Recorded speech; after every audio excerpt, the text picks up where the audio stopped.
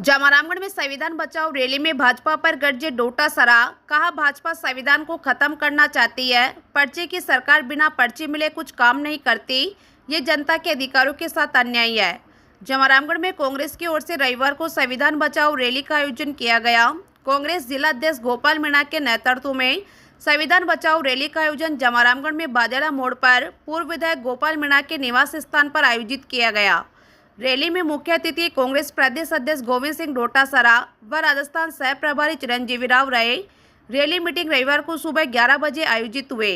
Meeting में कांग्रेस जिला अध्यक्ष गोपाल मीणा ने संबोधित करते हुए कहा कि भाजपा संविधान को तोड़ने का काम कर रही है, देश के लोगों के अधिकारों के साथ खिलवाड़ कर रही है।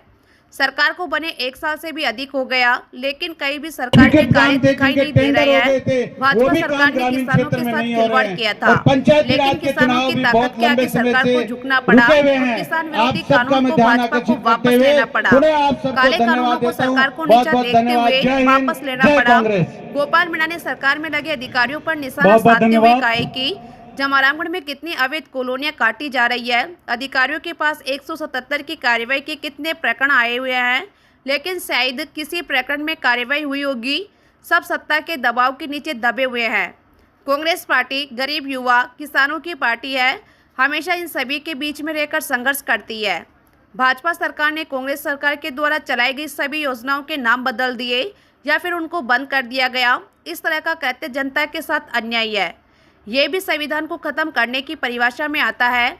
मीटिंग में मुख्य अतिथि कांग्रेस प्रदेश अध्यक्ष गोविंद सिंह डोटासरा ने भारतीय जनता पार्टी और राज्य सरकार पर जमकर हमला बोला। उन्होंने कहा कि मौजूदा सरकार संविधान को कमजोर करने और लोकतंत्र को दबाने का काम कर रही है। डोटासरा ने आरोप लगाया कि सांगानेर विधानसभा क्षेत्र में जन सुनवाई के दौरान एक अधिकारी को जानबूझकर वहां से हटाकर सीएमओ में लगा दिया गया ताकि जन समस्याएं न सुनी जा सके। उन्होंने कहा कि मुख्यमंत्री दिया कुमारी कभी अधिकारियों की बैठक में नहीं दिखती और न ही बजट की समीक्षा में सक्रियता दिखाती है। यह लोकतांत्रिक प्रक्रियाओं का सीधा उल्लंघन है। उन्होंने प्रधानमंत्री नरेंद्र मोदी पर भी निशाना साधते हुए कहा कि चुनाव से पहले उन्होंने 2 वादे किए थे, ईआरसीपी को राष्ट्रीय परियोजना घोषित करना और पेट्रोल की कीमतें हरियाणा के समान करना, लेकिन आज तक कुछ नहीं हुआ। डोटासरा ने तंज कसते हुए कहा कि विरोध करने पर कार्यकर्ताओं को गिरफ्तार किया जाता है और सरकार सवालों से भागती है। डोटासरा ने विशेषाधिकार समिति से हटाए गए वरिष्ठ नेता के मामले का जिक्र करते हुए कहा कि एक अनुभवी सांसद को सिर्फ इसलिए हटाया गया क्योंकि वह सरकार के खिलाफ कार्रवाई कर सकता था। यह तानाशाही नहीं है तो क्या है। उन्होंने कहा कि राष्ट्र प्रथम की बात केवल भाषणों तक सीमित है। जब भारतीय सेना ने पाकिस्तान के खिलाफ ऑपरेशन सिंदूर जैसी कार्रवाई की तो पूरा देश एकजुट था, लेकिन बदले में सेना अधिकारियों के प्रति सरकार का रवैया अपमानजनक रहा।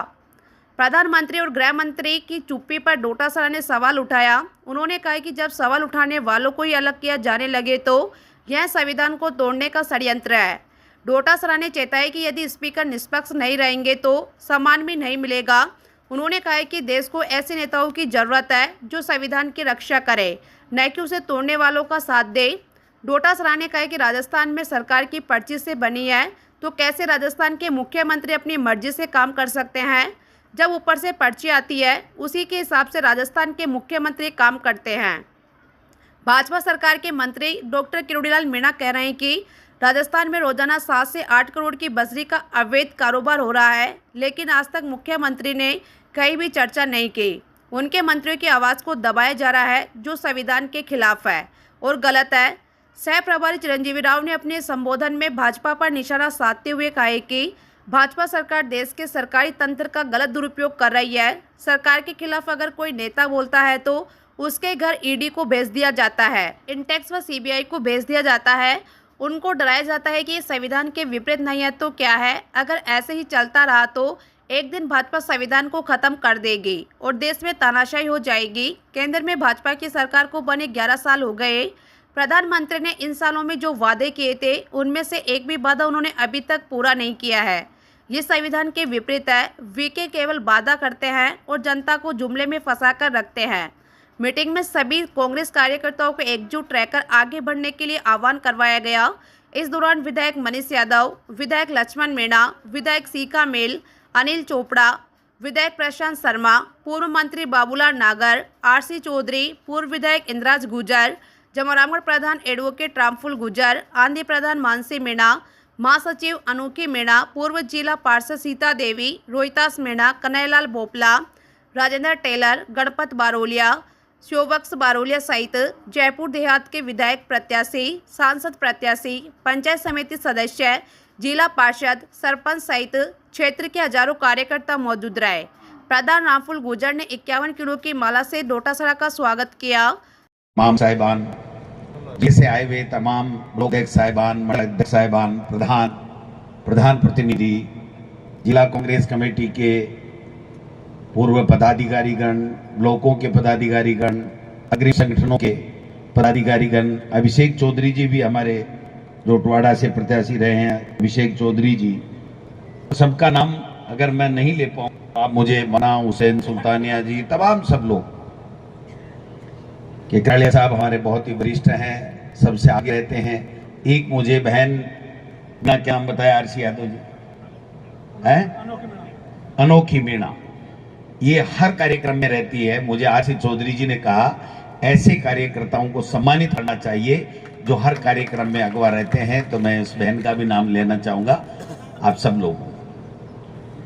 आज का कार्यक्रम बहुत ही महत्वपूर्ण कार्यक्रम,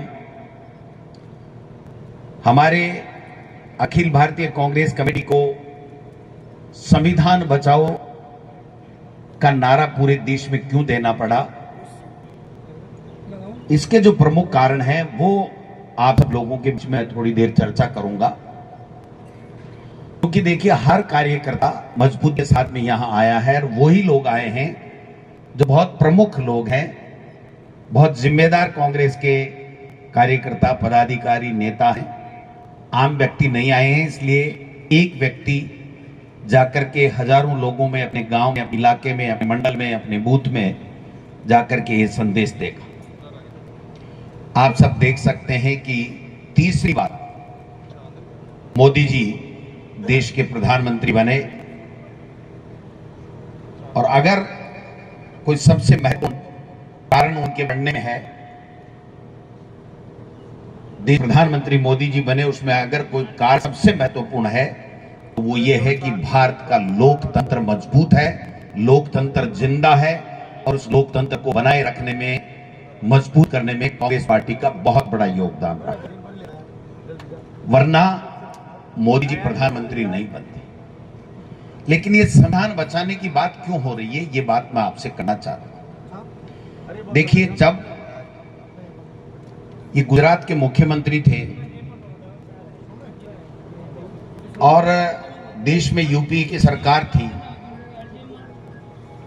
तो हर बात के ऊपर मोदी जी चर्चा करते थे, और उसके बाद में जब इनको एनडीए का उम्मीदवार घोषित किया गया कि अगर एनडीए की सरकार आती है तो देश का प्रधानमंत्री नरेंद्र मोदी जी बनेंगे,